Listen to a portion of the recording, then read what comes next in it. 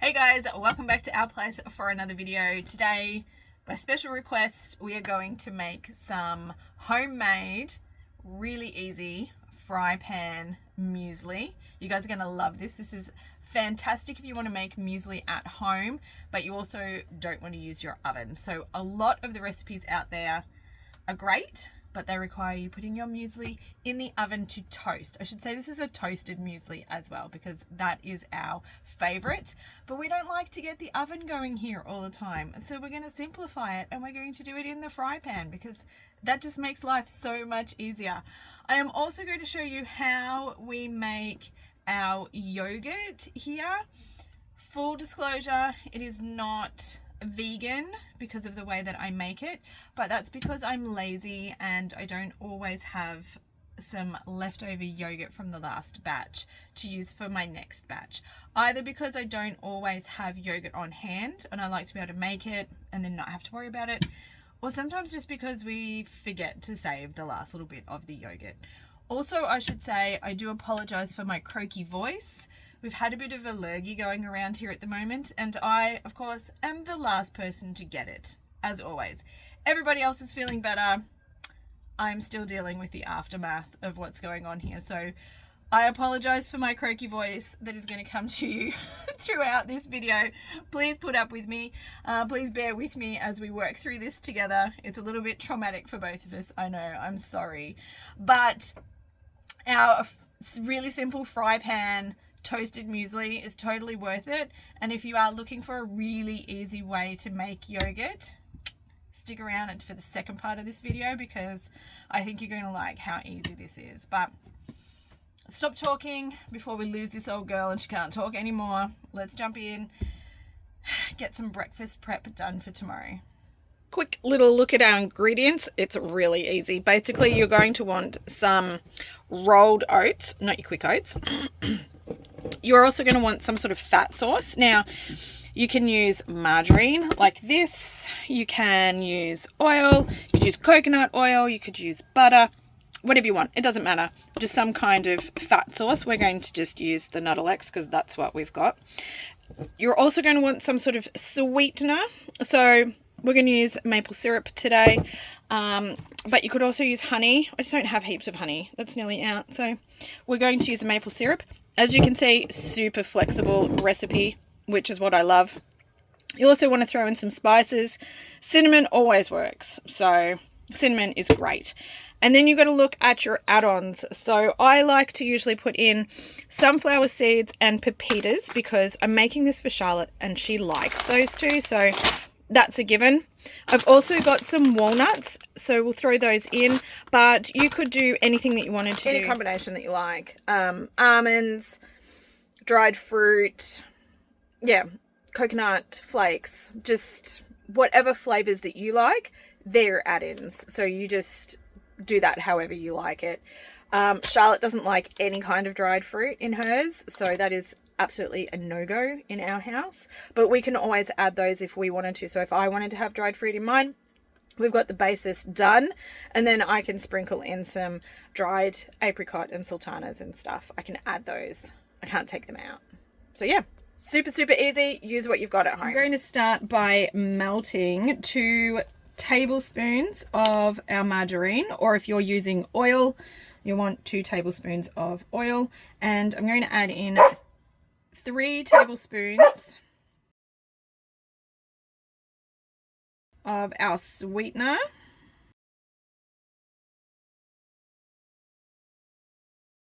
We just want that on a low heat. We don't want to get this too hot because I don't want this to start boiling. I just really want to melt this fat and get it distributed amongst our sweetener. We're getting a bit hot here, so it's time to go in with our oats. We want 3 cups of rolled oats.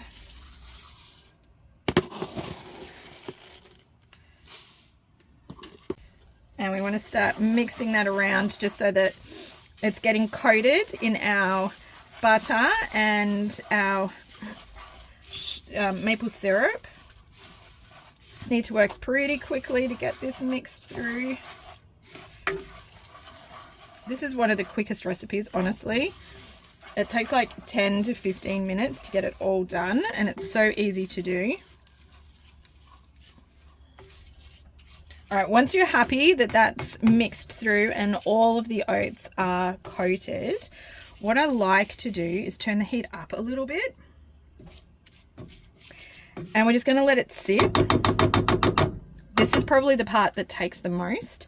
So we're going to let this sit and let those ones on the bottom toast, and then we're going to give it a jiggle, let it toast, give it a jiggle, and hopefully we'll get that toasted all the way through. So I'll see you back here in about 2 minutes. Alrighty, let's give it a stir.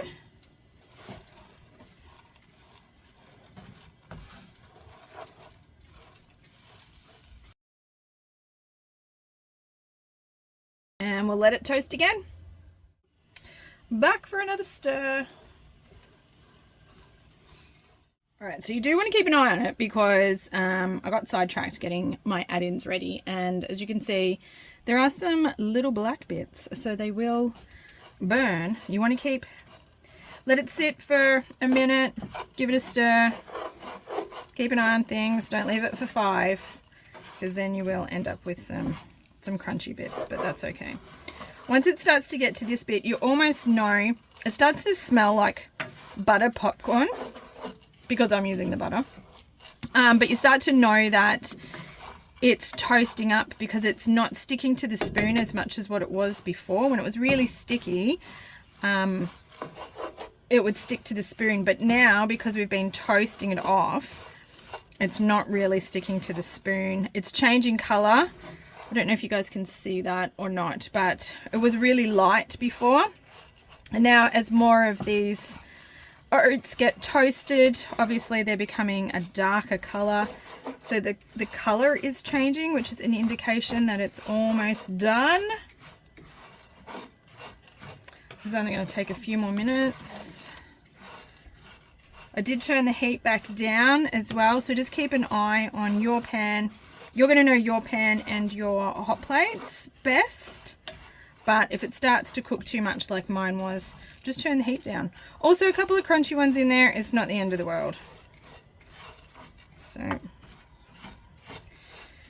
we are almost done here and almost ready to add in our add-ins. And so this is when I like to get my add-ins in, just for the last few minutes, and we're going to toast them a little bit as well. So I have half a cup of sunflower seeds, half a cup of pepitas,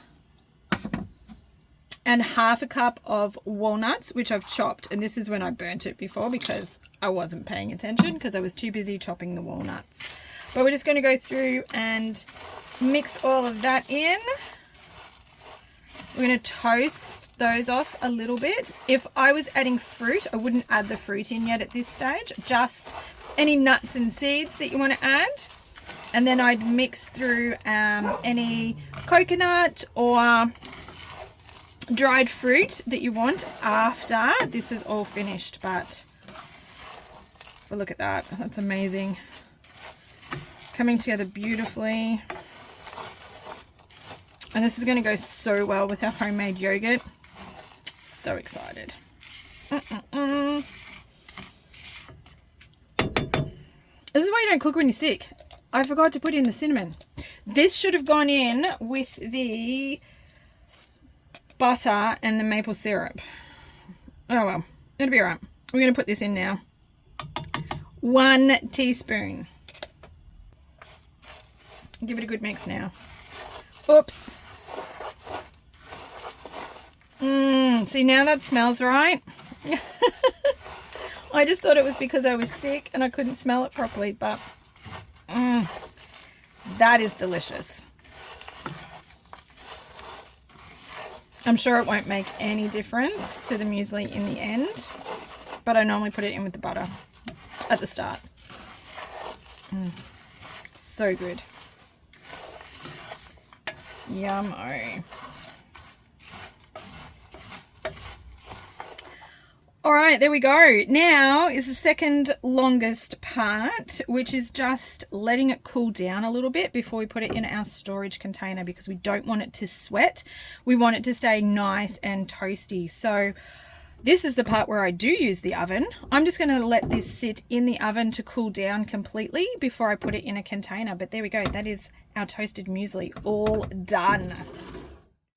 While our muesli is cooling, we're going to go and make our yogurt. You're going to need 3 things to do this if you want to follow the way that I do it. So you will need one of these Easiyo yogurt makers. You will need some sort of milk, and I'll get back to this in a minute. And you're going to need some of this Easiyo yogurt starter. So this is not 100% vegan. But it might also surprise you guys to know that we are not 100% vegan. I know I get this question a lot at our place. We don't eat a lot of meat and dairy and eggs, but we are not vegan. We eat a predominantly plant-based diet, but we're not 100% vegan. We never have been, and we probably never will be. Right, wrong, or otherwise, it's just the way that it is. I'm not going to get into that in this video, but in case you're wondering, this is not a 100% vegan recipe. This is just what works for us. So you have 2 options here, really. One, if you're not worried about the whole vegan thing at all, just go ahead and get yourself a UHT cow's milk. It's going to do the exact same thing. Now, the reason why I say UHT is twofold. One, I want to be able to make yogurt any old time whenever we feel like it. UHT milk is going to live in the pantry, or in our case, under our bed, because that's where we store our excess food. And there's going to be no dramas with that. So UHT milk. The other thing is that this has already been heat treated, UHT milk. So you don't have to go through that process of heat treating your milk to make yogurt. So if you want to make a traditional yogurt with fresh cow's milk, that is a whole different situation. Don't try and do this one at home using fresh cow's milk. You need to go and do some research on that. That's a whole different kettle of fish. But today we are making milk. Now, we like soy milk and we like to have soy milk. So that is what we're going to use. If you are going to use a plant-based milk as opposed to a cow's milk, you need to look for one that has a high protein and a high fat concentration. So this one is over 4 grams of protein per 100 mils, which is what you want to look for. And also, being soy milk, it does have a little bit of fat in it as well. So things like almond milk, oat milk, there's not enough protein and there's not enough fat in them for those to turn into yogurt in this simple, basically 2-ingredient yogurt thing. You're going to have to add a whole bunch of other stuff to your other plant-based milks to make it work.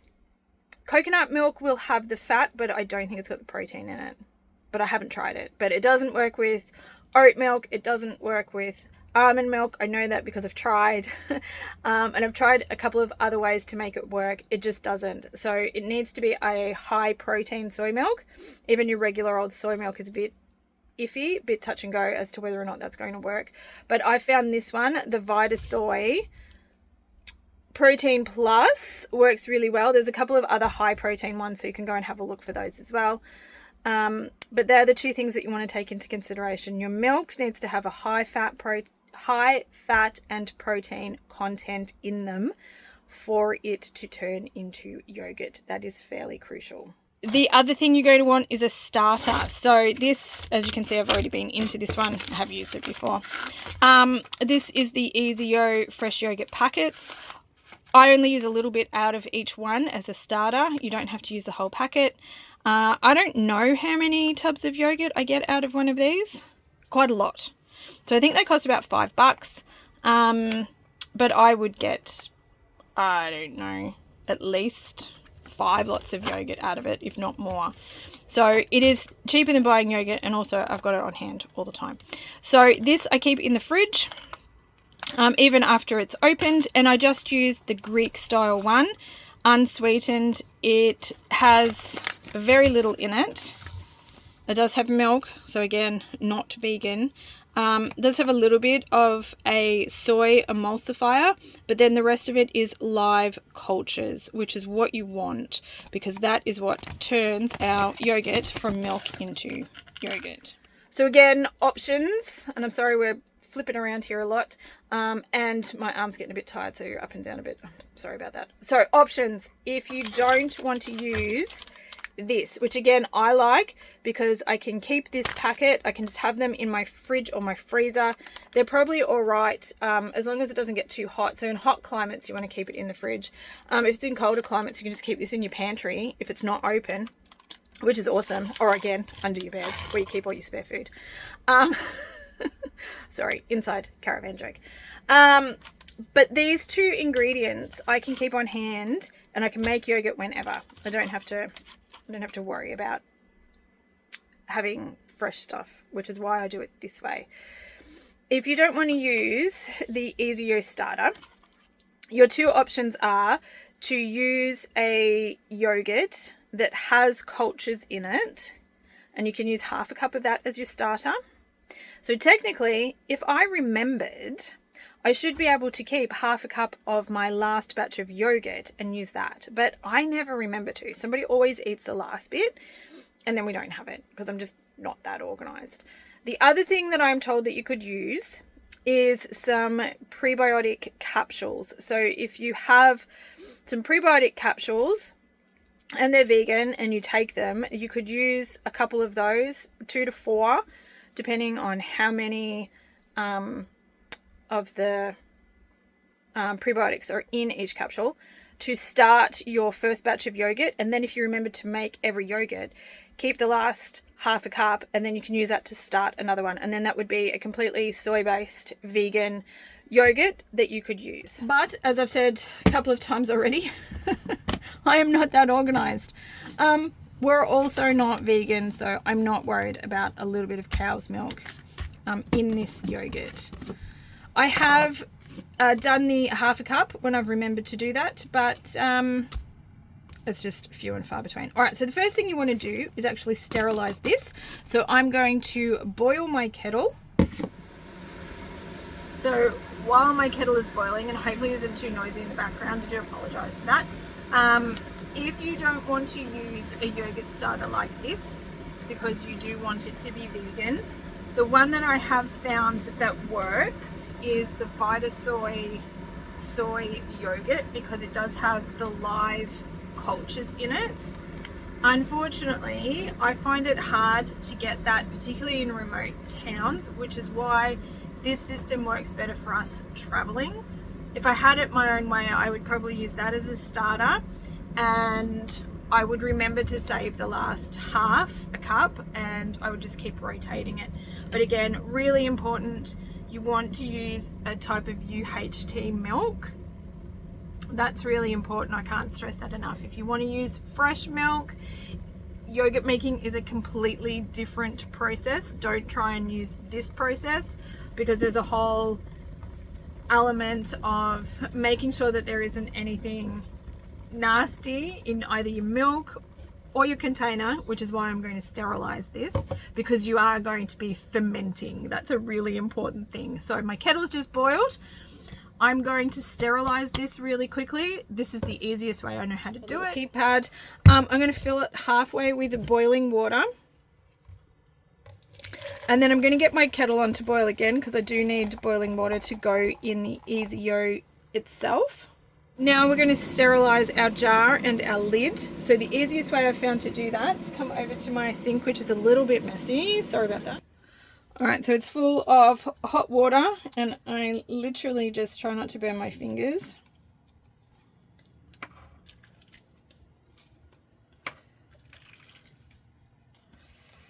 So I'm tipping out of the jar into the lid. And then I'm just going to run some cold water down my sink at the same time.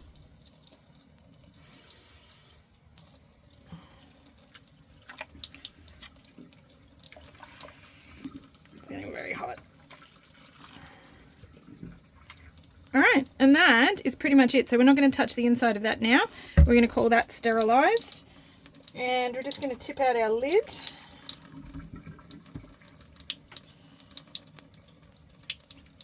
oh, oh, hot, hot, hot. And we're not going to touch the inside of that either. And we're going to call that done.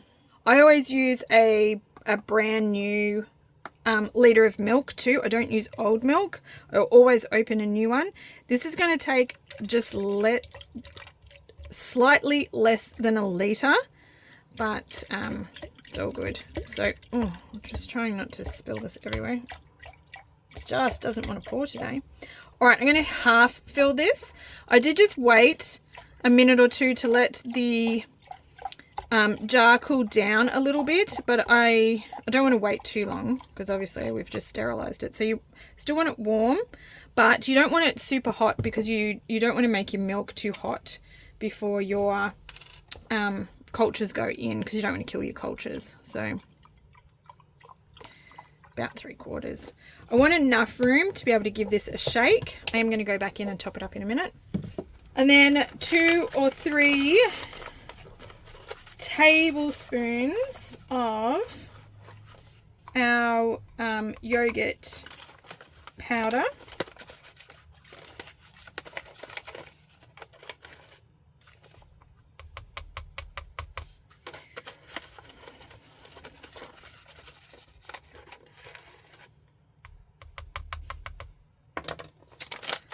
And that's pretty much it. If you want it to be plain, a Greek style, it won't be as thick as a Greek style, but just a neutral yogurt, then that's it. If you want to add some flavor, which we will because this is primarily for Charlotte, I'm going to give that a shake. We're just going to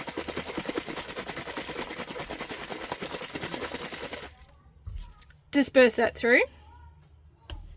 And because we are making yogurt for a teenager, we are going to add in a tablespoon of maple syrup for sweetness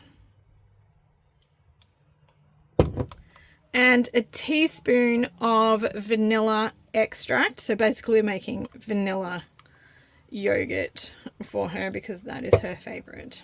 If you want to add any fruits, like whole fruits, like if you wanted to do like a real strawberry yogurt, don't add in your fruit until after this has set. So you won't do that until after, I'm going to say in the morning because we're doing this at night, but after your 12 hours. So go ahead and give that another shake.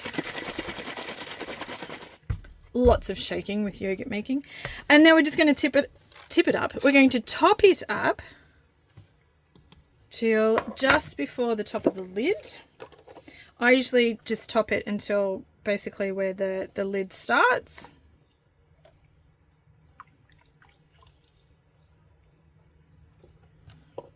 And that'll do us. We're going to give it one more shake because, you know, we've got to make sure it's well dispersed. All right, and that's that part done. All right, and now we're going to get our unit ready. So if you haven't seen one of these before, they're really simple. It's basically, it's a thermos. It just retains heat. So we're going to use boiling water. We're going to fill the boiling water to just the top of this little red insert that you can see in there. So once that little red insert is completely covered, that's enough hot water for us. And then we're just going to pop our yogurt straight in.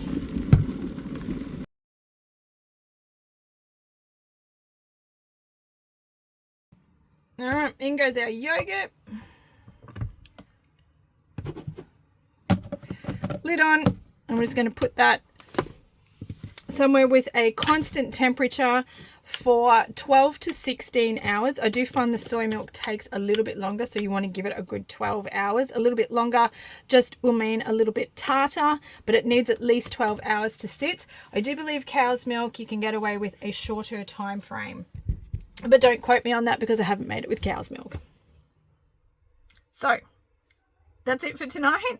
I'm just going to let that sit on the bench. It's going to do its magic, and I will see you guys back here in the morning before I put it back in the fridge. So we're not finished yet. It does have one more phase. The first phase is sitting on the bench and letting it percolate, letting it ferment overnight, but then we need to chill it in the fridge, which will take a couple of hours as well. So I will show you at the end of this phase what it looks like, and then I'll show you what it looks like out of the fridge. All right, this is our yogurt that's been sitting overnight. Pull that out. It still needs to go in the fridge.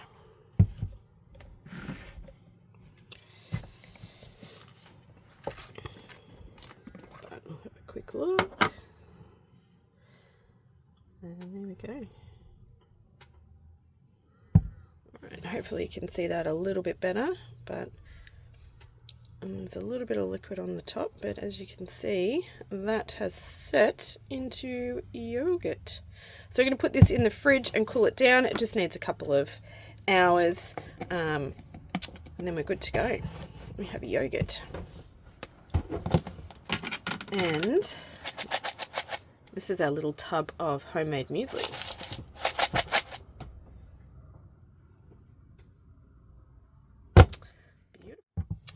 All right, here we go. Let's have a look